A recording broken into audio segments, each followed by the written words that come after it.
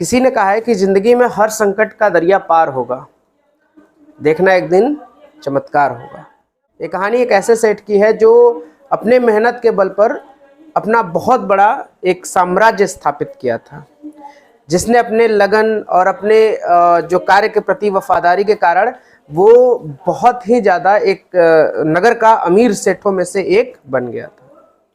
एक दिन वो अपना काम ख़त्म करके वापस अपने शाम को घर आता है और घर पे पूजा पाठ चल रहा, सांझ की जो आरती होती है ना वो चल रहा था। लेकिन सेठ जो थोड़ा नास्तिक टाइप का था, उसको भगवान से ज़्यादा मतलब उम्मीद नहीं थी और वो पूजा पाठ कर्म कांडों में बिलीव कम करता था।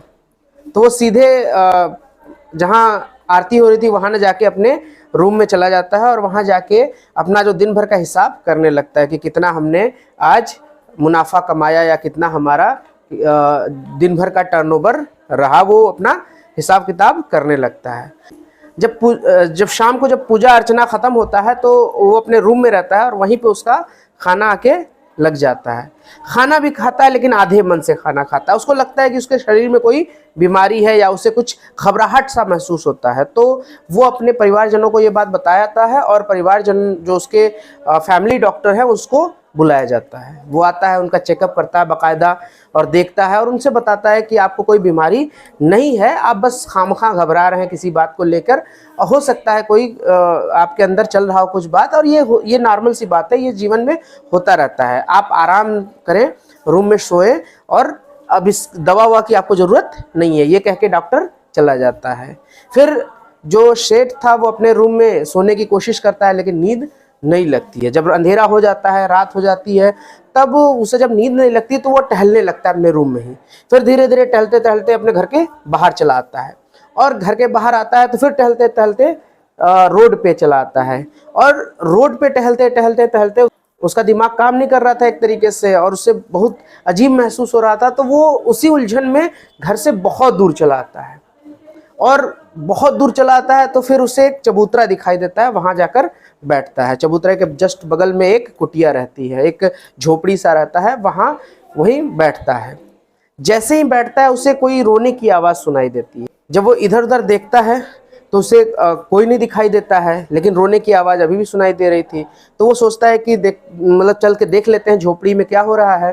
तो वो जानने की कोशिश करता है, लेकिन फिर ये सोचता है कि यार किसी के घर में रात का 12-1 बज रहा है, इस समय जाना कोई सही समय नहीं है किसी के घर में जाना।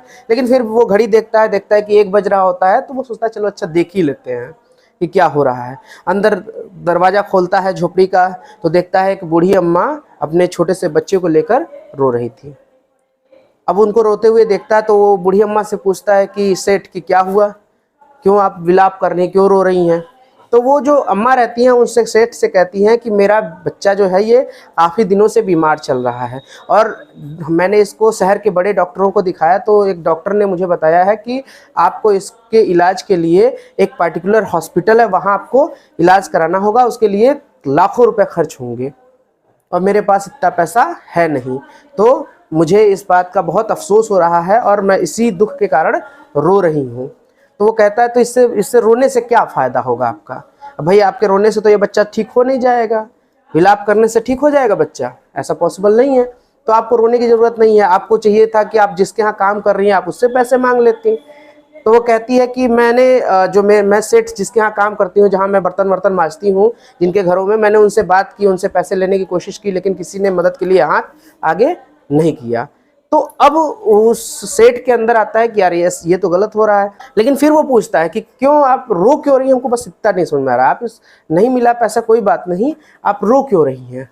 तो वो बताती है कि मैं इसलिए रो रही हूँ क्योंकि कल शाम को जब मैं अपने कुटिया के अंदर आ रही थी तब एक साधुजन मेरे पास आए थे और जब मैंने उनसे अपनी व्यथा बताई, अपनी परेशानी बताई, इस बीमारी को लेकर, बच्चे की बीमारी को लेकर उनको बताया, तो उन्होंने मुझसे ये कहा कि कोई बात नहीं, तुम 1 बजे रात में आज रोना स्टार्ट करना और भगवान पर भरोसा रखना।